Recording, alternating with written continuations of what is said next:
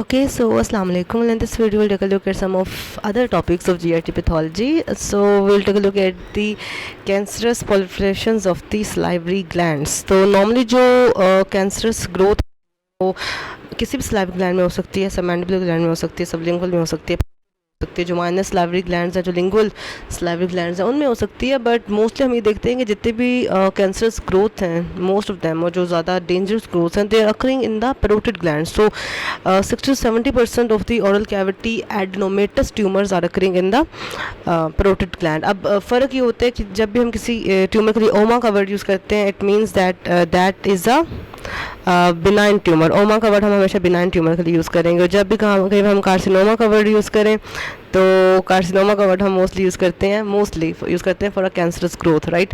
तो हमें ये दो डिफरेंसेस बताना चाहिए कि जब भी किसी ट्यूमर के अंदर में लाइक कॉन्ड्रोमा है तो वो बिनाइन ट्यूमर है कॉन्ट्रोसाइट्स का। अगर कॉन्ट्रोसिटिक कार्सिनोमा है तो मतलब वो एक मेलिग्नेंट ट्यूमर है कॉन्ट्रोसाइट्स। तो हमें ये डिफरेंस बताना चाहिए कि हम ओमा का वर्ड कब यूज़ करेंगे और कार्सिनोमा का वर्ड कब यूज़ करेंगे। तो since it is a pleomorphic adenoma, it means that it's a benign tumour of a gland. Adenoma हमेशा हम किसी ग्लैंड के लिए यूज़ करते हैं। जब भी हम कहीं पर एडिनोमा का वर्ड यूज़ करेंगे मतलब हम किसी ग्लैंड के लिए यूज़ कर रहे हैं।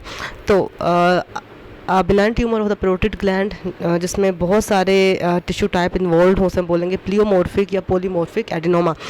तो कहा जाता है कि 60% ट्यूमर्स होते हैं पैरोटिड ग्लैंड के, वो इसी वैरायटी के होते हैं, प्लियोमॉर्फिक एडिनोमा होते हैं। प्लियोमॉर्फिक इसलिए क्योंकि उसमें बहुत सारे टिश्यू टाइप्स हमें नजर आती है, ना सिर्फ उसमें स्क्वामस सेल्स या एपिथेलियल सेल्स हमें नजर आएंगे, एट द सेम टाइम हमें वहाँ पे मेसेनकाइमल ग्रोथ भी नजर आएंगी। मेसेनकाइमल इस तरह से कि वी नो दैट जो भी एक ग्लैंड होते हैं उसमें एसिनाई भी होते हैं, उसमें उसकी डक्ट्स भी होती हैं। तो वहाँ पर हमें एसिनस कंपोनेंट्स भी नज़र आएंगे जो कि इसका एक मेसेनकाइमल पार्ट होगा। और वहाँ पर हमें एपिडर्मल कंपोनेंट्स भी नज़र आएंगे, एपिथेलियल कंपोनेंट्स भी नज़र आएंगे जो उसका डक्टल कंपोनेंट होगा। और इसके अलावा ना सिर्फ हमें ये चीज़ें जो कि ग्लैंड्स के लिए स्पेसिफिक, ना सिर्फ हमें ये चीज़ें नज़र आती हैं बल्कि उसके बैकग्राउंड में हमें एक कॉन्ड्रोसिटिक ग्रोथ, एक कॉन्ड्रॉइड या कार्टिलेजिनस सी ग्रोथ भी नज़र आती है। तो वहाँ पर हमें कॉन्ड्रॉइड ग्रोथ मिलेगी, एक बोनी या ओशियस टिश्यू ग्रोथ भी मिलेगी, मिक्सोइड ग्रोथ भी मिलेगी। तो in this way it's a pleomorphic adenoma, it's a benign tumour है, लेकिन ये बिनाइन ट्यूमर है, पैरोटिड ग्लैंड का है, बट वहाँ पर बहुत सारे हमें सेल टाइप्स नजर आ रहे हैं। That is why we call it a pleomorphic adenoma of the parotid gland. Morphology वही होती है कि 6 सेंटीमीटर तक ये एक्सीड करता है और इसमें से हमें ग्रोथ निकलती हुई नजर आ रही होती है। वो इसलिए नजर आती है क्योंकि नॉर्मली तो इसके ऊपर एक कैप्सूल होता है, जितने बिनाइन ट्यूमर्स होते हैं mostly they are capsulated, but sometimes the capsule is not whole and some of the cancers तो खा नहीं जा सकते, but proliferative lesions are they are protruding away और protruding out of that hole in the capsule, ठीक है। तो इसमें एक स्ट्राइकिंग कंपोनेंट इसका ये होता है, इसका कैरेक्टरिस्टिक कंपोनेंट ये होता है कि हमें इसमें मिलती है हेटेरोजेनिटी, कि हमें डिफरेंट तरह के सेल्स नज़र आते हैं in this pleomorphic adenoma, but still it's a benign tumour. तो उसमें हमें कॉन्ड्रॉइड टिश्यू भी नजर आएगा, हमें डक्ट्स नजर आएंगे, ग्लैंड एसिनाई नजर आएंगे, irregular tubule strands, mesenchymal component नजर आएंगे, जैसे हमें वहाँ पे आइलैंड्स नजर आएंगे, कॉन्ड्रॉइड या कार्टिलेजिनस टिश्यू की बोनी टिश्यूज नजर आएंगे। तो in this way we have this our pleomorphic adenoma. अच्छा, नेक्स्ट जो ट्यूमर होता है पैरोटिड ग्लैंड से, that is mucoepidermoid carcinoma. Now this is a malignant growth है। म्यूकोएपिडर्मोइड इसलिए कहते हैं कि उसमें एपिथेलियल कंपोनेंट भी होता है, इसमें स्क्वामस सेल्स भी होंगे और इसमें म्यूकस सिक्रेटिंग सेल्स भी होंगे। म्यूकस सिक्रेटिंग सिंपली एक तो जो ग्लैंड है उसके पास अपने तो म्यूकस सिक्रेटिंग सेल्स भी होते हैं, तो अगर उनकी बहुत ज़्यादा ग्रोथ हो जाए तो हमसे बोलेंगे that this is a mucoepidermoid carcinoma.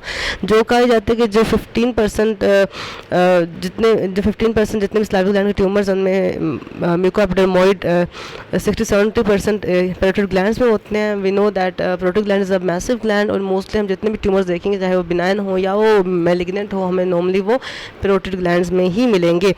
अच्छा जी, तो कहा यह जाता है कि सबसे ज़्यादा कॉमन जो एक कॉमनेस्ट मैलिग्नेंट ट्यूमर है जो कि कहीं से मेटास्टाइज होकर नहीं आया बल्कि प्राइमरीली वहीं पर बना है, ग्लैंड में ही बना है, वो सबसे जो कॉमन है, अगर आपसे कोई पूछे तो वो अपने बताना है that is a mucoepidermoid carcinoma of the parotid gland, ठीक है।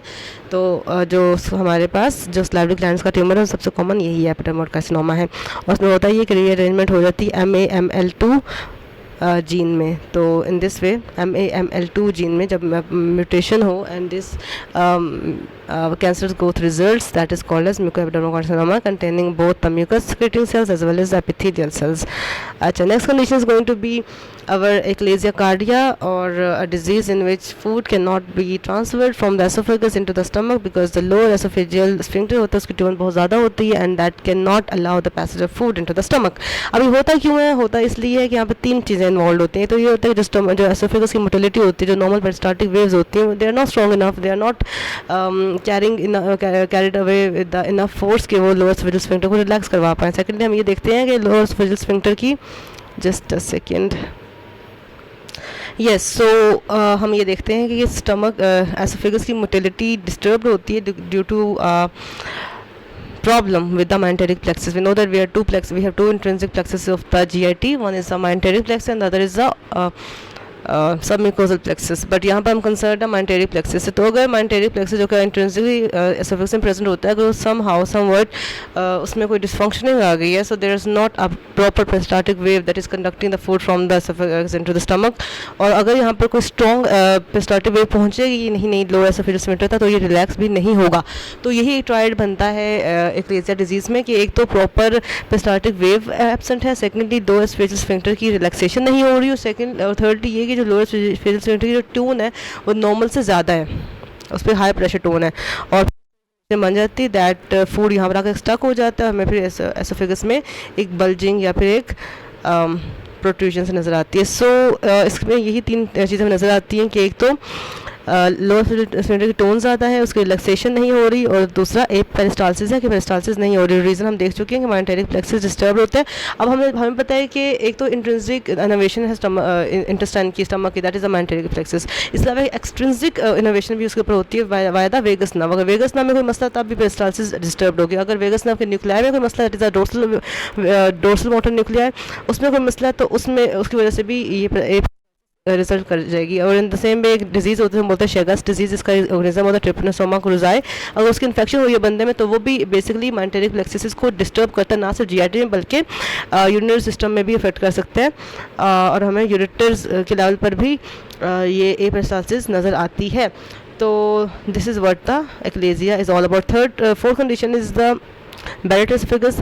नॉर्मली हम देखते हैं कि एसोफेगस का जो एपिथेलियम होता है स्ट्रेटिफाइड स्क्वामस एपिथेलियम, जबकि जो स्टमक का एपिथेलियम होता है that is a simple columnar epithelium. अब अगर ये हो, अच्छा, हर तरह का हर जगह का जो एपिथेलियम है ना, वो यू कैन से अल्लाह ताला ने इस हिसाब से बनाया कि वहाँ की कंडीशंस को टॉलरेट कर सके. जैसे जो सिंपल कोलमनर एपिथेलियम है स्टमक का, वो सब प्रोटेक्ट करता है अगेंस्ट द एक्सेस एसिड. अब जो एसोफेगस एपिथेलियम है that is not made to tolerate excess acid, right. तो जब कभी ऐसा हो जाए कि लोअर एसोफेजियल स्फिंक्टर की टोन डिक्रीज हो जाए और एसिड का रिफ्लक्स हो जाए इनटू द एसोफेगस, उसके रिजल्ट में डैमेज हो जाता है और इन्फ्लेमेशन होती है. पहले तो जस्ट इन्फ्लेमेशन होती है एसोफेगस की वॉल के. जब रिपीटेडली उसको एक्सपोजर मिल रहा हो एसिड से, तो उसको खुद को प्रिजर्व करने के लिए it changes it's epithelium from the stratified squamous towards the simple columnar, जो कि बेसिकली हमारे स्टमक में पाया जाता है. तो इन दिस वे चेंज हो जाता है और हमें वहाँ पर रेड वेलवेटी सी प्रोट्रूजन सी मिलती हैं, जो कि लोअर एसोफेजियल स्फिंक्टर से अपवर्ड्स प्रोट्रूड कर रही होती हैं, या फिर हम सिंपली ये बोलते हैं वहाँ पे मेटाप्लेजिया हो गया. और ये कंडीशन इसलिए डेंजरस होती है क्योंकि एवरी डिस्प्लेजिया और metaplasia can result into a tumour growth, can result into a carcinogenic growth, right. तो उसकी मॉर्फोलॉजी में ये नज़र आती है कि हमें टंग्स, पैरेचेज और वेलवेटी म्यूकोसा नज़र आता है जो एक्सटेंड कर रहा होता है upwards from the gastro-oesophageal junction.